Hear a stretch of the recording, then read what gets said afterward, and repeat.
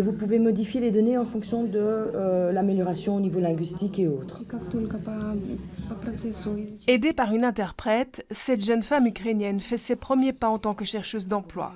Arrivée chez nous en mars, Olena a fui Kiev et la guerre avec ses 2 enfants.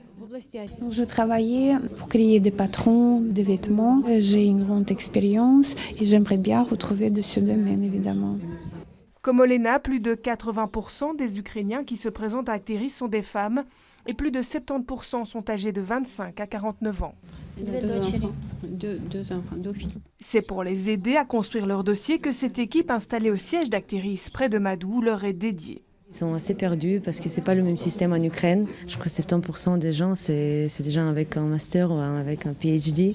Donc c'est assez impressionnant. Et ils sont très polyvalents, je trouve aussi. Pour tout ce qui est les plans d'embauche, tout ce qui est administratif, ils ont vraiment déjà le statut chercheur d'emploi. Et par après, il y a un accompagnement avec un conseiller emploi en fonction des besoins de la personne.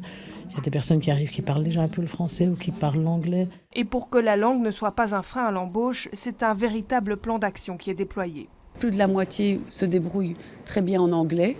Il y a plus ou moins une vingtaine de % des personnes inscrites qui parlent déjà le français. Et donc, on a tout un dispositif de chèque langue qu'on met à leur disposition, ainsi que la plateforme Brulingua. Actuellement, 328 Ukrainiens se sont inscrits chez Acteris comme chercheurs d'emploi, mais selon les estimations, 5000 doivent encore les rejoindre.